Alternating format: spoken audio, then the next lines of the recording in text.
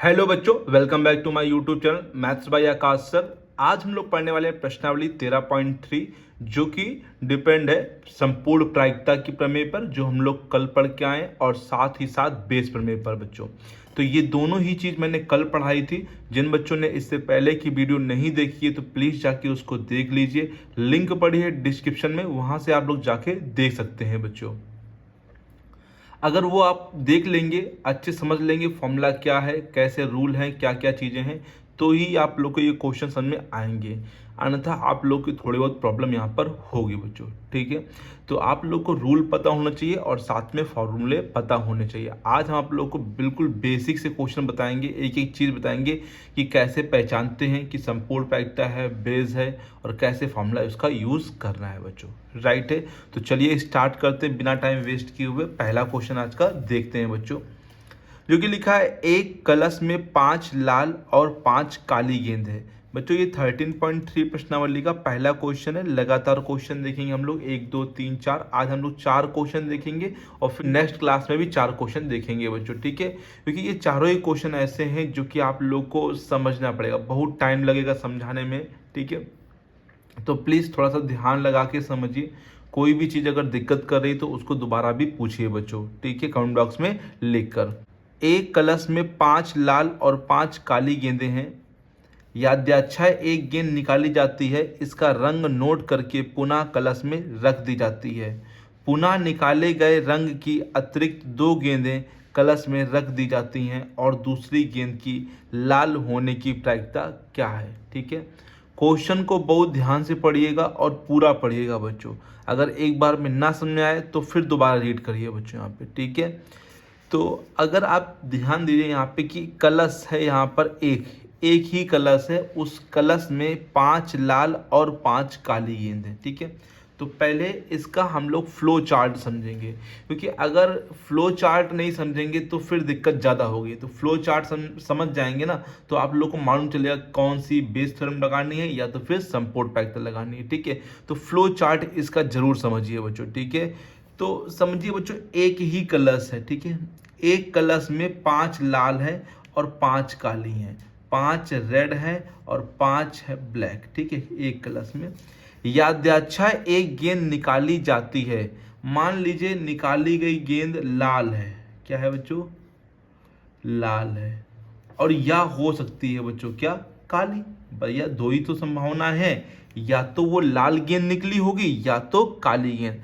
यहां पर अभी हम लोग को पता नहीं कि कौन सी गेंद यहां पर निकाली गई है। ठीक है, इसका रंग नोट करके, जैसे लाल गेंद निकाली गई है, इसका रंग नोट कर लिया। जैसे मान लो लाल आ गई तो लाल नोट कर लिया, काली आ गई तो काली नोट कर लिया बच्चों। ठीक है, नोट करके पुनः कलश में रख दी जाती है। मतलब लाल अगर आई होगी उसका रंग नोट करके फिर से कलश में रख देंगे, या काली आई होगी तो उसका रंग नोट करके फिर से कलश में रख देंगे। ठीक है, पुनः निकाले गए रंग की 2 अतिरिक्त गेंदें कलश में रख दी जाती हैं।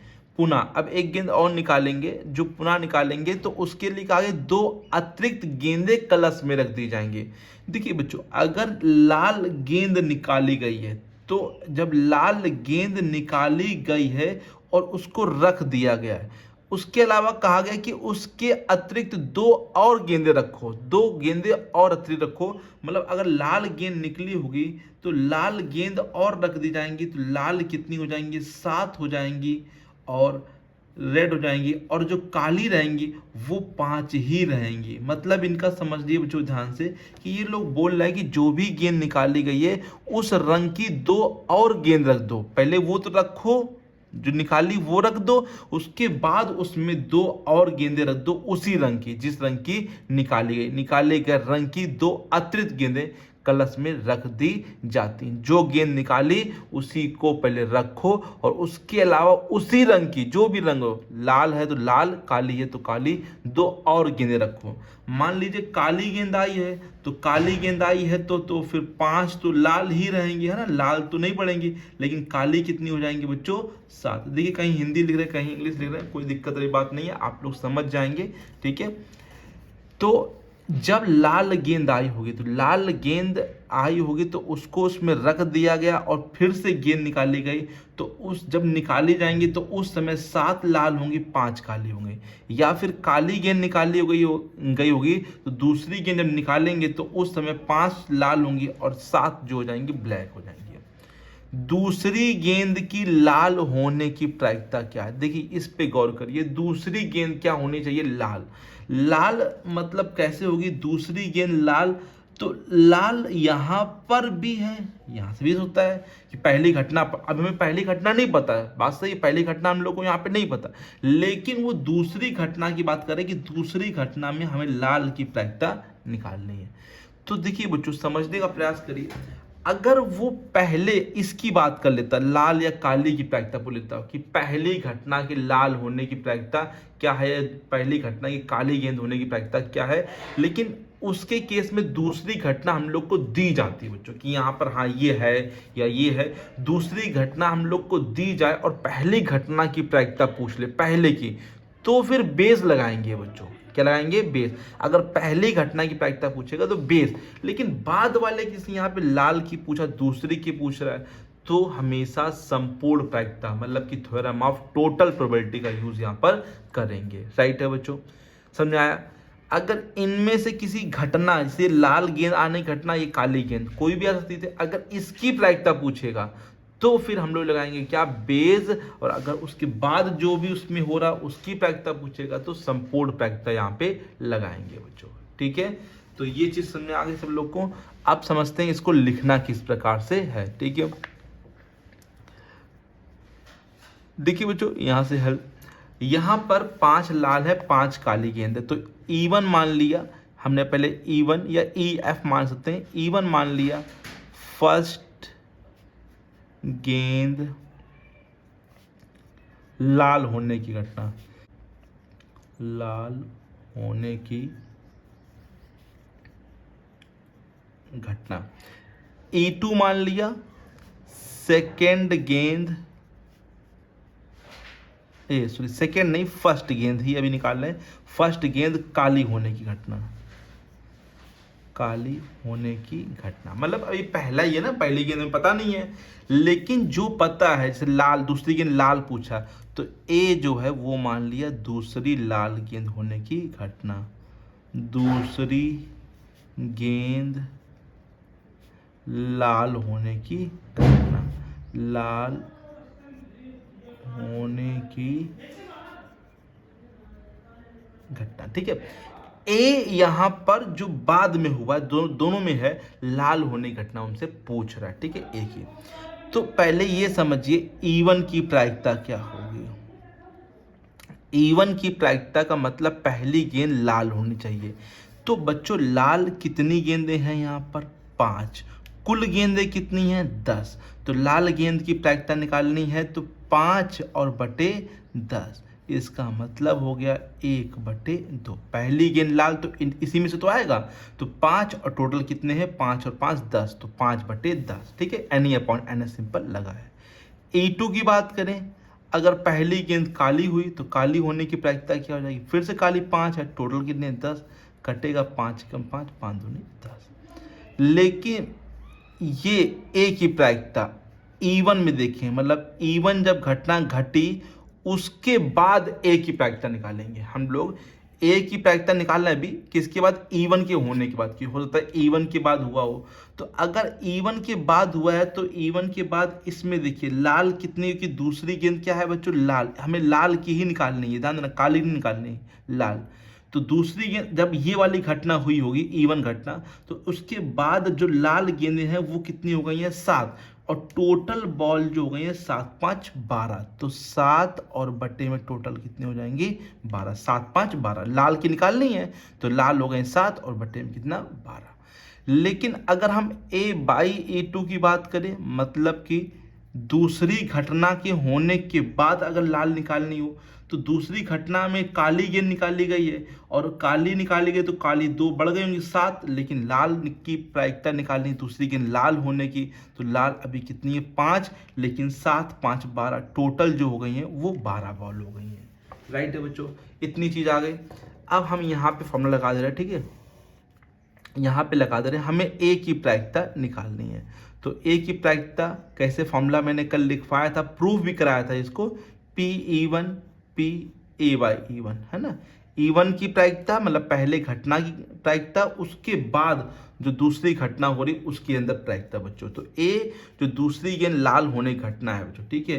फिर इसी प्रकार से E2 की प्रायिकता भी हो सकती है, और उस E2 के अंदर किसकी प्रायिकता, ए की बच्चों। ये ए बाई E2 लिखा है, समझ जाएंगे, यहाँ पे थोड़ा सा हो गया तो उससे कोई दिक्कत नहीं है। E1 का मान रखेंगे P E one 1/2, A by E1 रखेंगे तो 7/12, पी ई2 1/2 और ये 5/12, ठीक है बच्चों। 7/24, 12 ऊपर ऊपर गुणा करेंगे, नीचे नीचे करेंगे, यहाँ पर भी 5/12 दूनी 24, लासा देखा जाएगा तो यहाँ पे 24 आएगा, दोनों में सेम, तो ऊपर भी सेम। 7 और 5 कितना होता है, 12/24, 12 से हम लोग काट देंगे, 12 एकम 12, 12 दूनी 24, तो ये आ जाएगी ए की प्रायिकता, लाल गेंद, दूसरी गेंद क्या होनी चाहिए बच्चों, लाल होने की प्रायिकता 1/2, राइट है बच्चों। उम्मीद है सभी बच्चों को बहुत ही अच्छे समझ में आ गया होगा ये क्वेश्चन, कोई दिक्कत नहीं होगी आप लोग को, ठीक है। अगर अभी भी प्रॉब्लम है तो प्लीज़ बच्चों कमेंट बॉक्स में लिख दीजिए कि ये प्रॉब्लम हो रही है या ये चीज़ नहीं आ रही, तो उसको ज़रूर बताएंगे नेक्स्ट क्लास में, ठीक है बच्चों। तो चलें बच्चों नेक्स्ट क्वेश्चन पे देखते हैं, नेक्स्ट क्वेश्चन क्या लिखा हुआ है। देखते हैं बच्चों नेक्स्ट क्वेश्चन, क्वेश्चन नंबर 2 13.3 का बच्चों। एक थैले में 4 लाल गेंद और 4 काली गेंदें हैं, और अन्य थैले में 2 लाल और 6 काली गेंदें हैं। दोनों थैलों में से एक को यादृच्छा चुना जाता है और उसमें एक गेंद निकाली जाती है जो कि लाल है। इस बात की क्या प्रायिकता है कि गेंद पहले थैले से निकाली गई है, राइट। क्वेश्चन ये भी अच्छा है। सबसे पहले क्वेश्चन को रीड करना है अच्छे से, ना समझ में आए तो दोबारा फिर से रीड करिए बच्चों, ठीक है। तो चलिए समझिए इसका पहले फ्लो चार्ट। एक थैले में 4 लाल गेंदें हैं और 4 काली गेंदें, और अन्य थैले मतलब थैले यहाँ पर 2 हो गए, थैले यहाँ पर 2 हो गए, है ना। ये मान लीजिए फर्स्ट थैला है, ये मान लेते हैं सेकेंड थैला है। पहले थैले में 4 लाल और 4 काली हैं। पहले थैले में अगर हम इसमें ब्रैकेट में लिख दें 4 रेड हैं और 4 ब्लैक हैं, और दूसरे थैले में 2 रेड हैं और 6 ब्लैक हैं, ठीक है। समझिए ध्यान से, दोनों थैलों में से एक को यादृच्छा चुना जाता है। देखिए ध्यान दीजिए, पहले थैलों को चुन रहे हैं वो लोग, मतलब बॉल को छोड़िए, पहले थैले पे ध्यान दीजिए। थैला पहली घटना, ये पहली घटना है ना, इनमें से कोई भी थैला चुन सकते हैं, हो सकता है पहला थैला चुना हो सकता है दूसरा थैला चुना हो। तो इसमें ये E1 मतलब पहले थैले चुनने की घटना, E2 दूसरे थैले चुनने की घटना। अब पता नहीं कौन से थैले चुना हो बच्चों, अभी बॉल नहीं चुना, पहले थैला चुन रहे हैं, तो ये E1 E2 हो गया, पहला थैला या फिर दूसरा थैला, ठीक है। और उसमें से एक गेंद निकाली जाती है, फिर उसमें से एक गेंद निकालेंगे जो कि लाल है। इसमें से भी एक गेंद निकाल रहे हैं, इसमें से अगर ये घटना होगी तो भी एक गेंद निकाली जाएगी। किस रंग की गेंद निकालनी है हम लोग को, लाल रंग की, है ना। लाल रंग की गेंद निकालनी है, पहले थैला चुनना है, उसके बाद गेंद निकालनी है। अब समझिए, अभी क्वेश्चन को आगे मत पढ़ना। अगर वो इसकी प्रायिकता लाल की पूछ लेगा, लाल गेंद की प्रायिकता ज्ञात कीजिए, तो हम लोग फिर से वही संपूर्ण प्रायिकता यूज करेंगे, राइट। बट अगर वो घटना की मतलब थैले की प्रायिकता पूछ लेगा तो बेस यूज करेंगे, राइट। तो ये समझाया, अगर बाद वाले घटना से हो रही है उसकी प्रायिकता पूछेगा तो हमेशा ध्यान रखिए संपूर्ण प्रायिकता ही लगाएंगे, और पहले घटनाओं की मतलब E1 E2 की प्रायिकता जो हो रही पहले उसकी प्रायिकता पूछेगा तो हमेशा बेस लगेगा। तो इस बात की क्या प्रायिकता है कि गेंद पहले थैले से निकाली गई, वो लाल गेंद की नहीं, वो थैले की प्रायिकता पूछ रहा, मतलब यहाँ पर बेस थ्योरम यूज होगी, राइट है। सभी बच्चों को अच्छे से आ गया, कोई दिक्कत तो नहीं। उम्मीद है हमने समझाने में कोई दिक्कत नहीं की आप लोग को, 1% भी ये नहीं किया कि कुछ भी अलग से, जितना सिंपल हो सकता था उतना मैंने ट्राई किया है बच्चों। लेकिन अगर अभी भी नहीं आया तो कोई बात नहीं, आप प्लीज़ कमेंट बॉक्स में लिख दीजिए, मैं दोबारा बताऊंगा उसको, हर चीज़ को बच्चों, ठीक है, जो भी आप पूछेंगे हल, ठीक है। चलिए देखिए बच्चों, पहले हमें थैला चुनना है, तो E1 मान लिया हमने, क्या फर्स्ट थैला चुनने की घटना, है ना, फर्स्ट थैला चुनने की घंटा एक घटना बच्चों यहाँ पे, और फर्स्ट थैला चुनने की घटना। E2 मान लिया सेकेंड थैला चुनने की घटना, सेकेंड थैला चुनने की घटना। और ए जो कि दूसरी घटना होती है, जो कि क्या बताया गया, गेंद निकाली गई है लाल, लाल गेंद होने की घटना, है ना, लाल गेंद निकाला, लाल गेंद होने की घटना। अगर वो इसकी पूछता तो हम संपूर्ण लगाते, लेकिन वो E1 की पूछा, पहले थैले मतलब E1 की पूछ रहा है, तो हम लोग क्या निकालेंगे, बेस, ठीक है। पहले सबसे पहले E1 की प्रायिकता, अब हमने आपको कल ही बताया था कि पहले थैले पे ध्यान दीजिए, बॉल भूल जाइए, थैले कितने हैं यहाँ पर 2, अगर इस थैले को चुनेंगे तो भाई 1/2 आ जाएगा। इसी प्रकार से अगर हम दूसरे थैले को चुनते हैं तब भी एक ही थैला चुना है तो 1/2। और फिर ए की प्रायिकता E1 में देखिए बच्चों, समझिए, लाल गेंद होने की घटना, लाल गेंद इसमें कितनी है, 4, टोटल कितनी है, 8, 4/8। अब इसको आप कट मत करिए, सिंपली रहने दीजिए, सिंपल सॉल्व करना है तो इसको कट ना करिए बच्चों। पी, सॉरी बच्चों, ये मैंने तो गलत लिख दिया है, ध्यान नहीं दिया तो गलत हो गया। पी ए की प्रायिकता किसमें, E2 में। ए की प्रायिकता, ए मतलब क्या, लाल गेंद, लाल गेंद कितनी है, 2, और टोटल कितनी है, 2 और 6 कितना हो जाएगा, 8, ठीक है बच्चों। अब आपको निकालना है पहले थैले की प्रायिकता, पहले थैले की प्रायिकता, लेकिन कहा गया है कि दूसरी जो गेंद निकाली गई है वो लाल होनी चाहिए। सिर्फ थैले की नहीं पूछी गई, थैले के बाद गेंद भी निकाली गई है, तो E1 की प्रायिकता जरूर है, लेकिन ए के बाद मतलब ए हुआ है इसमें बच्चों, ठीक है, राइट है, समझ आगे सब लोग को। अगर सिर्फ ये बोलता थैले की प्रायिकता निकालो तो 1/2 हो गया होता क्वेश्चन, लेकिन उसने बोला ना जो लाल गेंद निकाली गई है ना, उसमें से एक गेंद थैला चुना गया, फिर लाल गेंद निकाली गई, तो इस प्रकार से हम लोग को बेस लगाना है। फॉर्मूला क्या होगा, पहले उस थैले की प्रायिकता, उस थैले के अंदर ए की प्रायिकता उस थैले में, अपॉन में टोटल होता है, टोटल पहले यही लिखिए, P P A/E1 plus P, plus लगाएंगे बीच में, जैसे संपूर्ण प्रायिकता फॉर्मूला लगाते हैं उसी प्रकार से, E2 की प्रायिकता उसमें A/E2, ए की प्रायिकता E2 में, PE1 गौर करिए 1/2, PA/E1 4/8। फिर यहाँ पर भी तो सेम रहेगा, ये कट मत करना बच्चों, बीच में प्लस लगा है ना इसलिए कट नहीं होगा, ये 1/2, ये 2/8। देखिए मैंने इसलिए नहीं कट किया, 2/8 2/8, ये 2/8, ये सब सेम है, डिनोमिनेटर सेम है, मतलब हर समान है, तो हर समान होने के कारण ये सभी कट जाएंगे, 2/8 मतलब एलसीएम लेने के बाद कटेंगे। आप लोग यहाँ पे डायरेक्ट काट दीजिए, कोई दिक्कत नहीं है। तो ऊपर 1 चौको 4 बचेगा, यहाँ पर भी 4 बचेगा, यहाँ पर भी 2 बचेगा, 2/8 2/8 मतलब लासा लेने बाद कट गया बच्चों। और ये 4/6, 4 2 6, 2 से काट दिया, 2 दूनी 4, 2 3 6, अतः E1/A जो है वो कितना है, 2/3। राइट है बच्चों, कोई दिक्कत तो नहीं किसी बच्चे को, सिंपली से सिंपल समझाने का प्रयास किया है मैंने, ठीक है। उम्मीद है इस क्वेश्चन को आप लोग समझ गए होंगे, कोई दिक्कत नहीं होगी इस क्वेश्चन में, राइट है बच्चों। तो चलें नेक्स्ट क्वेश्चन पे, क्वेश्चन नंबर आप देखते हैं बच्चों तीसरा बच्चों यहाँ पे, ठीक है। देखते हैं बच्चों क्वेश्चन नंबर 3 आज का बच्चों, ये भी बहुत ही अच्छा क्वेश्चन है। पहले क्वेश्चन को रीड करेंगे फिर क्वेश्चन को करेंगे। देखते हैं बच्चों क्वेश्चन में क्या लिखा हुआ है।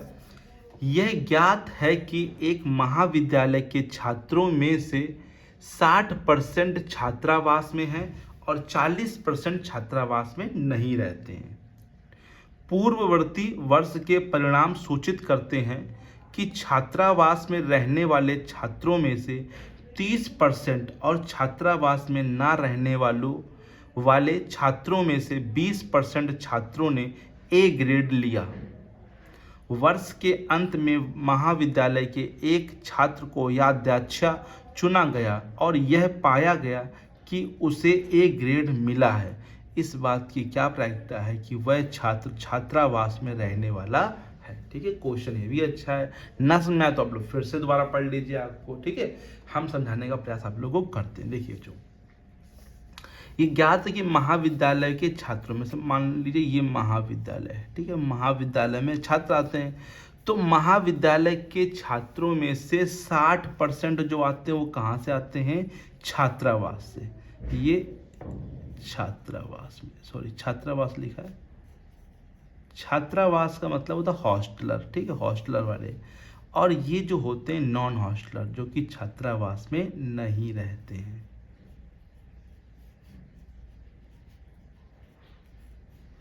साठ % ऐसे हैं जो कि छात्रावास में रहते हैं, 40% ऐसे हैं जो छात्रावास में नहीं रहते हैं। ठीक है बच्चों, ओके बच्चों, इतना समझ में आ गया।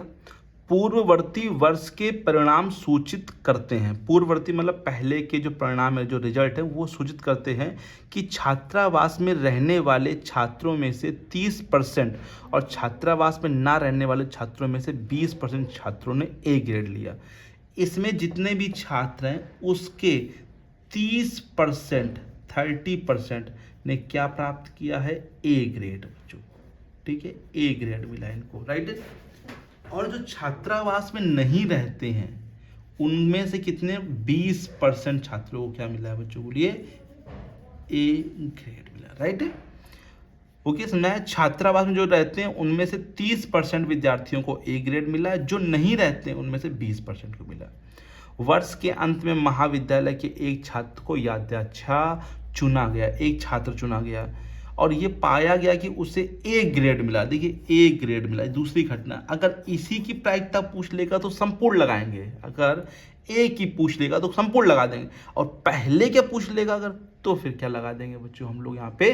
Bayes theorem. तो देखते हैं किसका पूछ रहा है। तो इस बात की क्या प्रायिकता है कि वह छात्र छात्रावास में रहने वाला है, मतलब वो पहले की प्रायिकता पूछ रहा है। तो सिंपल सी बात है, यहाँ पर बेस थ्योरम लगाएंगे। अगर ए ग्रेड की प्रायिकता पूछता तो हम लगाते क्या? संपूर्ण प्रायिकता। ठीक है, तो आ गया समझ में। ये मेन यहाँ फ्लो चार्ट है, फ्लो चार्ट समझ जाएंगे तो बहुत ही इजी क्वेश्चन लगेगा। E1 माना, E1 जो है छात्रावास में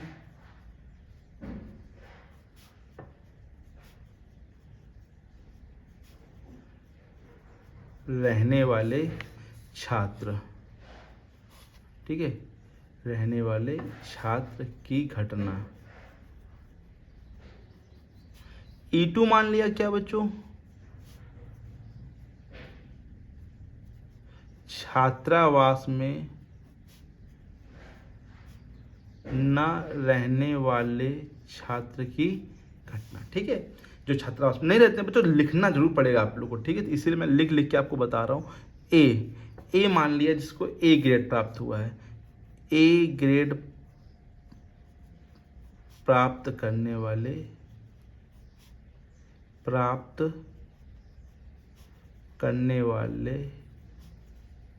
छात्र की घटना।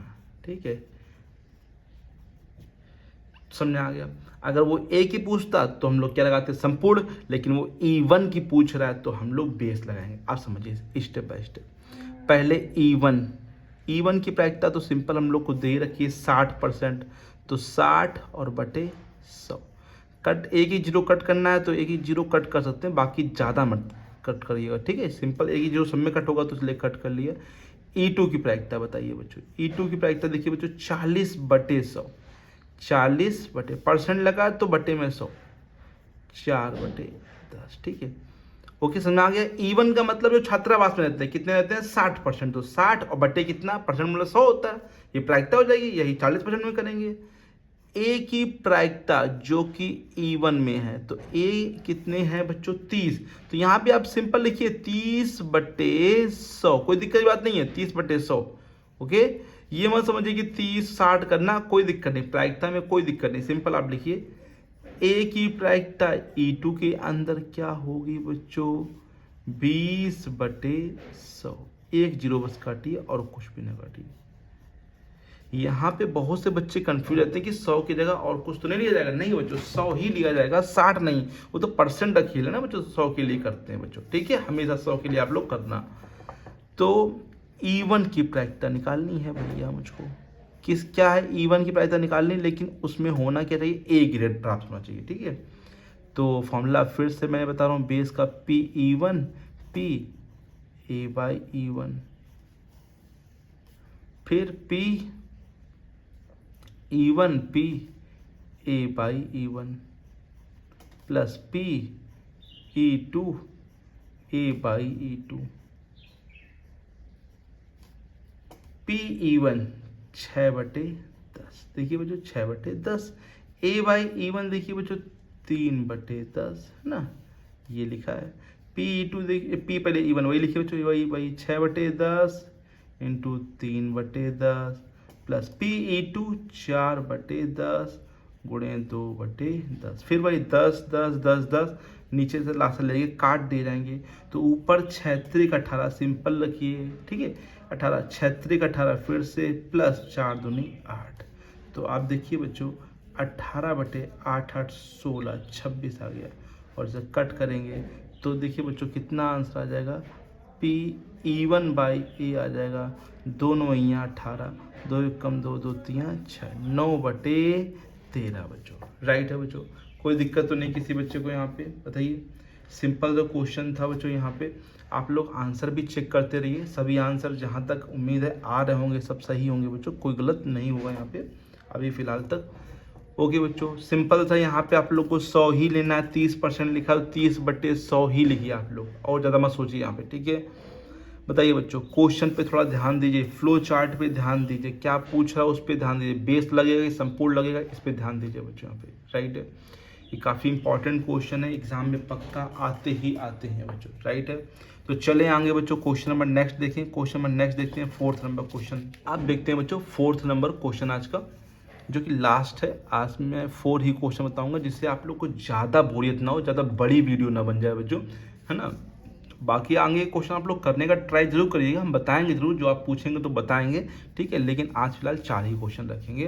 तो समझते हैं बच्चों क्वेश्चन में क्या लिखा है। एक बहुविकल्पी प्रश्न का उत्तर देने में एक विद्यार्थी या तो प्रश्न का उत्तर जानता है या वह अनुमान लगाता है। मान ले कि उसके उत्तर जानने की प्रायिकता 3/4 है और अनुमान लगाने की प्रायिकता 1/4 है। मान ले कि छात्र के प्रश्न के उत्तर का अनुमान लगाने पर सही उत्तर देने की प्रायिकता 1/4 है। तो इस बात की क्या प्रायिकता है कि कोई छात्र प्रश्न का उत्तर जानता है यदि यह ज्ञात है कि उसने सही उत्तर दिया है। राइट है, क्वेश्चन ये भी अच्छा है। तो समझिए, एक बहुविकल्पी प्रश्न है, ठीक है। मान लीजिए ये एक बहुविकल्पी प्रश्न है, इसमें छात्र या तो प्रश्न का उत्तर जानता है, विद्यार्थी जो है या तो प्रश्न का उत्तर जानता है। तो मान लेते हैं पहली घटना क्या है, प्रश्न का उत्तर जानता है ना, या फिर वो तुक्का लगाता है। तुक्का मतलब अनुमान लगाता है, ठीक है। देखिए बच्चों, उत्तर जानने की मतलब उसको उत्तर पता होने की 3/4 है, और अगर हमें मान लीजिए अनुमान लगाने नहीं दे रखी है तो हम लोग 1 से माइनस कर लेंगे। फिलहाल यहाँ दे रखा है तो 1/4 डायरेक्ट यहाँ पे लिख देंगे। मान ले कि छात्र के प्रश्न के उत्तर का अनुमान लगाने पर, ये बात कर रहा है, सही उत्तर देने की प्रायिकता 1/4 है। सही उत्तर मतलब अगर सही उत्तर देगा तो क्या हो जाएगा, 1/4, मतलब उत्तर सही देगा तो मतलब 4 में से 1 सही होने की संभावना है अगर अनुमान लगाता है। बच्चों यहाँ पर नहीं दे रखा है यार। बच्चों यार आप भी लोग सोचो, सही उत्तर होने की, अगर उसको प्रश्न का उत्तर पता है तो सही होने की कंडीशन क्या होगी बताइए।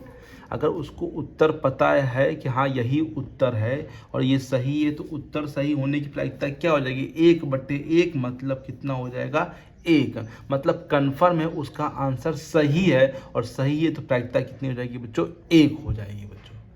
बताइए बच्चों, ये चीज़ समझ आई। प्रश्न का उत्तर जानता है तो उसमें क्या, जानता है तो मतलब उसका आंसर सही होगा, तो सही आंसर होने की प्रायिकता क्या हो जाएगी, 1। लेकिन अनुमान लगाता तो इसकी प्रायिकता क्या हो जाएगी, 1/4। अब देखिए, अगर वो सही उत्तर की प्रायिकता पूछ लेता है तो फिर हम लोग टोटल प्रोबेबिलिटी मतलब कि संपूर्ण प्रायिकता लगाएंगे, लेकिन पहले की पूछ लेगा तो फिर बेस लगाना पड़ेगा। तो इस बात की क्या प्रायिकता है कि कोई छात्र प्रश्न का उत्तर जानता है, प्रश्न का उत्तर जानता है, मतलब E1 की प्रायिकता पूछ रहा है। ये ज्ञात है कि उसने सही उत्तर दिया है, ये हम लोग को बताया गया कि उसने उत्तर क्या है, सही दिया है बच्चों। तो यार बहुत ही अच्छा क्वेश्चन है। E1 क्या मान लेंगे, विद्यार्थी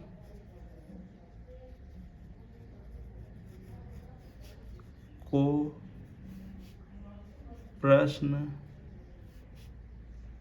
जानने की घटना, है ना। E2 क्या मान लिया, विद्यार्थी द्वारा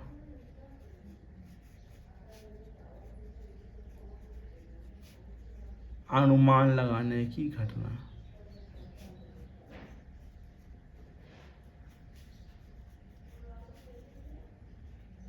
ठीक है, और ए मान लिया सही उत्तर होने की घटना।